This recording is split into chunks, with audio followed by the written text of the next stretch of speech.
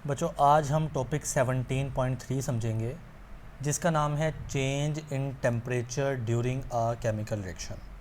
यानी इस टॉपिक में हमने समझना है कि एक केमिकल रिएक्शन के दौरान टेम्परेचर चेंज होता है या नहीं होता, और अगर होता है तो टेम्परेचर कम या ज़्यादा कब होगा, ये सारा कुछ देखना है।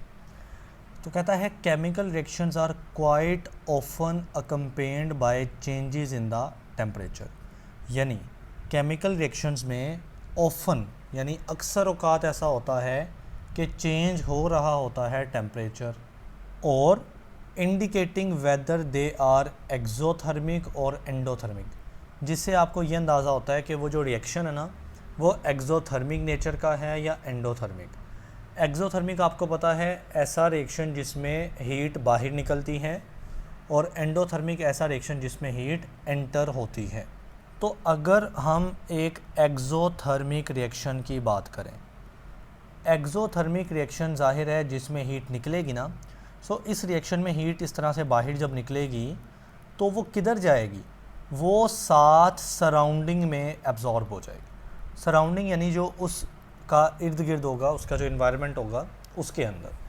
तो फिर हीट सराउंडिंग के अंदर आ रही है, इर्द गिर्द में आ रही है, तो बच्चे उसका टेम्परेचर बढ़ जाएगा। यानी एक्जोथर्मिक रिएक्शन के अंदर सराउंडिंग का टेम्परेचर हमें इंक्रीज़ होता नज़र आता है। इसी तरह अगर हम एंडोथर्मिक रिएक्शन की बात करें, एंडोथर्मिक रिएक्शन जाहिर है इस रिएक्शन में हीट जज़ब होती है ना, कहाँ से, बाहर से एंटर होती है रिएक्शन के अंदर। बाहर यानी सराउंडिंग से, ठीक है।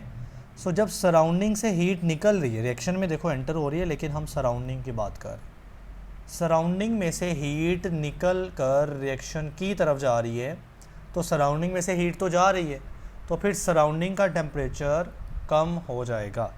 इट मीन समझ आई कि जो एक्जोथर्मिक रिएक्शन होता है ना, उसमें इर्द गिर्द यानी सराउंडिंग का टेम्परेचर बढ़ जाता है और एंडोथर्मिक में कम हो जाता है। जी तो इसको पढ़ लेते हैं। कहता है इन एक्जोथर्मिक रिएक्शन, यानी अगर एक्जोथर्मिक रिएक्शन होगा तो हीट एनर्जी इज़ रिलीज़। ऐसे रिएक्शन में हीट एनर्जी रिलीज़ होती है, निकाली जाती है, which is absorbed by the surrounding, जो कि इर्द गिर्द का जो इन्वायरमेंट है, सराउंडिंग है, वो जज़ब कर लेता है, causing their temperature to increase, और इससे देयर यानी सराउंडिंग का टेम्परेचर क्या हो जाता है, इंक्रीज़ हो जाता है। जी बच्चे, अब ये जो रिएक्शन है ना, ये एक एक्जोथर्मिक रिएक्शन ही लिखा हुआ है। ये कंपाउंड का नाम है CaO कैल्शियम ऑक्साइड, या इसी को हम क्विक लाइम कहते हैं।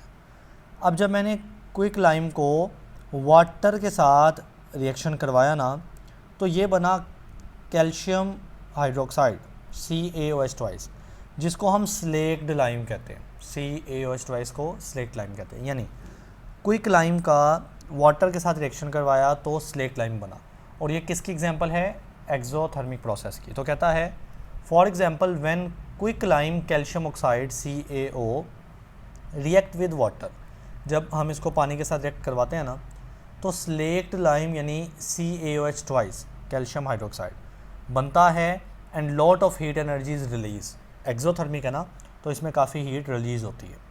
जी बेटा, अब एंडोथर्मिक रिएक्शन की भी बात मैं कर चुका हूँ कि इन रिएक्शन में हीट जज़ब होती है, कहाँ से, सराउंडिंग से। सो सराउंडिंग का टेम्परेचर कम हो जाएगा ना, क्योंकि उन सराउंडिंग से हीट निकल रही है, रिएक्शन में अब्जॉर्ब हो रही है, सराउंडिंग से निकल रही है। कहता है in endothermic reaction heat energy is absorbed. इन रिएक्शन में हीट एब्जॉर्ब होती है, जिससे causes the surrounding to cool down. Surrounding का टेम्परेचर कम होता है, वो ठंडी हो जाती है। अगर आप सिस्टम रिएक्शन जहाँ पे हो रहा है ना, उस सिस्टम की बात करो, तो उसका तो टेम्परेचर बढ़ेगा, क्योंकि एंडोथर्मिक में हीट अंदर एब्जॉर्ब हो रही है ना, लेकिन हम सराउंडिंग की बात कर रहे हैं। सराउंडिंग में से हीट निकल रही है, यानी वो ठंडी हो रही है, वो कूल डाउन हो रही है, उसका टेम्परेचर कम हो रहा है। अब इसी तरह की एक मिसाल है, for example when ammonium chloride, ये एक कंपाउंड है, या अमोनियम नाइट्रेट, ये एक कंपाउंड है, ठीक है। इन दोनों में से किसी भी एक को डिज़ोल्व कर लें वाटर के अंदर, तो रिएक्शन चलेगा।